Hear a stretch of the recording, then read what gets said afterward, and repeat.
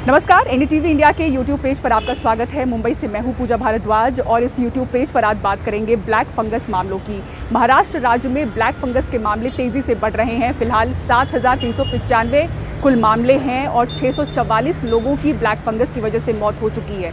लेकिन यहाँ पर सबसे ज़्यादा चिंता की बात यह है कि बच्चों में भी ब्लैक फंगस के मामले देखे जा रहे हैं। हालांकि सरकार जब ये डेटा देती है कि कुल मामले कितने हैं, उनमें से ये नहीं बताया जाता है कि उनमें से बच्चे कितने हैं। इसलिए किस ज़िले में कितने बच्चे ब्लैक फंगस की वजह से ग्रसित हो रहे हैं, ये आपको हम डेटा नहीं दे पाएंगे। लेकिन मुंबई शहर में सिर्फ 2 अस्पतालों से हमने संपर्क साधा है और वहाँ से 4 बच्चों की केस स्टडी के साथ हमने रिपोर्ट फाइल की है कि बच्चों में ब्लैक फंगस देखा जा रहा है। इनकी जो उम्र है वो 4 साल से 16 साल के बीच है। 4 बच्चों की ये केस स्टडी है। 4 और 6 साल के जो 2 बच्चे हैं बचौली अस्पताल के हैं, परेल में ये अस्पताल है, और जो 2 बच्चे हैं वो फोर्टिस अस्पताल के हैं जिनकी उम्र 14 और 16 साल की है। इनकी अलग अलग बातें ना करके अगर मैं आपको एक साथ बताऊं कि किस तरह से इनके अंदर ब्लैक फंगस का पैटर्न दिखा है, तो उसमें सबसे अहम ये है कि इनमें से 3 बच्चों में एंटीबॉडी पॉजिटिव मिली थी, यानी कि इनको कोरोना हुआ, इन्हें पता नहीं चला। और उसके बाद जब तकलीफ़ों के साथ, यानी कि 15 से 20 दिनों के बाद जब ये अस्पताल पहुँचे हैं, उसके बाद पाया गया है कि इनके शरीर में ब्लैक फंगस का फैलाव है। सिर्फ एक बच्चा इनमें से ऐसा है जिनका RT-PCR पॉजिटिव था, उनको स्टेरॉइड दिया गया था। लेकिन मुख्य जो इसमें बात है समझने की वो ये है कि जो सेट पैटर्न बताया जा रहा था कि आपको डायबिटीज़ है या फिर आप कोविड की वजह से बहुत ज़्यादा जब बीमार हुए हैं, सीवियर केस में थे, या आपका ब्लड शुगर बहुत ज़्यादा ऊपर है, आपको स्टेरॉइड दिया गया था तो उसके बाद ब्लैक फंगस होता है। इन बच्चों के केसेस में अगर आप देखें तो ये सेट पैटर्न नहीं दिख रहा है। डॉक्टर्स ये बताते हैं कि इनमें माइल्ड से मॉडरेट लेवल का इनको कोविड हुआ था। 3 बच्चों को एंटीबॉडी पॉजिटिव थी और इनमें से जो 4 बच्चों की मैं बात कर रही हूँ, उनमें से 3 बच्चों की एक आंख निकालनी पड़ी है। यानी कि इनके अंदर बिना सिवियर कोविड हुए ब्लैक फंगस का जो फैलाव है वो इतना ज़्यादा हुआ है कि इनकी एक आंख निकालनी पड़ी है।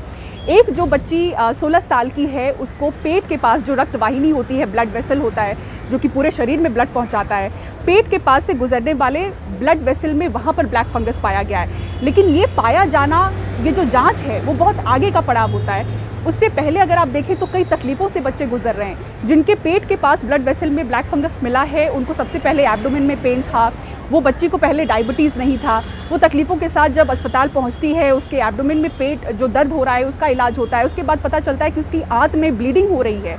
उसके बाद जब जांच होती है फिर पता चलता है कि उसके ब्लड वेसल में ब्लैक फंगस पहुंचा हुआ है। तो उसकी जांच और इसके बारे में पता लगाना, उसमें कुछ दिन लग जाते हैं और ब्लैक फंगस का फैलाव शरीर में बहुत जल्दी होता है।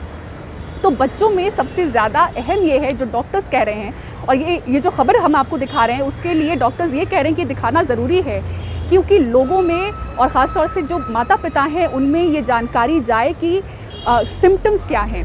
तो जब भी आपके बच्चों को कोविड हुआ हो या ना हुआ हो, आपके घर में कोविड हुआ हो या ना हुआ हो, लेकिन बच्चों में अगर किस भी तरह का आप सिम्टम देखते हैं, अगर आंखों से कम दिख रहा है या फिर चेहरे पर सूजन है या फिर धुंधला दिख रहा है, तो अपने बच्चों को ये जानकारी दें और इस तरह का कोई पैटर्न है तो उसको तुरंत जांच करवाएं। क्योंकि 3 बच्चे जो अस्पताल पहुंचे, जिनकी केस स्टडी हमने की है, वो इतना देरी से पहुंचे, वो इतना लेट पहुंचे कि उनकी एक आंख निकालनी पड़ी थी। निकालनी क्यों पड़ती है? आपके शरीर का कोई अंग ब्लैक फंगस की वजह से इसलिए निकालना पड़ता है क्योंकि उसके बाद फैलाव जो है वो ब्रेन तक पहुँच सकता है। आँख के बाद जो इन्फेक्शन है वो आपके ब्रेन तक जाता है और बताया जाता है कि यहाँ पे बचने के चांसेस सिर्फ 15 से 20% ही होते हैं।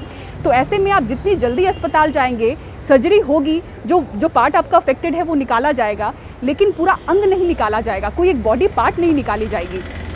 तो इसमें जो बच्चे हैं वो बहुत लेट स्टेज पे पहुंचे थे, जबकि इनको सीवियर कोविड नहीं था और ना ही सबके सब स्टेरॉइड पर थे। सिर्फ एक बच्चे को स्टेरॉइड दिया गया था, लेकिन लास्ट स्टेज पर पहुंचे थे। और वो जैसे एडल्ट्स में आप देख रहे हैं कि कोई जो प्रभावित हिस्सा है वो निकाला जा रहा है, वैसे ही बच्चों में भी ये हो रहा है। तो ऐसे में जो बड़े तकलीफ में होते हैं वो बोल सकते हैं, बच्चे शायद इन सिम्टम्स को नहीं समझ पाएँ। तो ज़रूरी है ये अवेयरनेस और जागरूकता लोगों में कि इन सिम्टम्स को बच्चों में देखें। वो बच्चे बहुत छोटे उम्र के भी हो सकते हैं, बड़े उम्र के भी हो सकते हैं। आपने देखा, जैसा कि हम बता रहे हैं, 4 साल से 16 साल के बीच के बच्चों में ये देखा जा रहा है। तो हर लक्षण को समझें, भले ही बच्चों को कोविड हुआ हो या ना हुआ हो। और अगर कुछ ऐसा सिम्टम आप में दिख रहा है जहाँ बच्चे के पेट में दर्द है और काफ़ी समय तक वो बच्चा दर्द में है, या बुखार है, या चेहरे पर स्वेलिंग है, आँख से उसको धुंधला नज़र आ रहा हो, या आंखें लाल हो रही हो, आप तुरंत उनकी जांच करवाएं। और डॉक्टर्स यही चाहते हैं और इसी जागरूकता के लिए हमने ये यूट्यूब ब्लॉग आपके लिए किया है। मुंबई से पूजा भारद्वाज, NDTV इंडिया के लिए।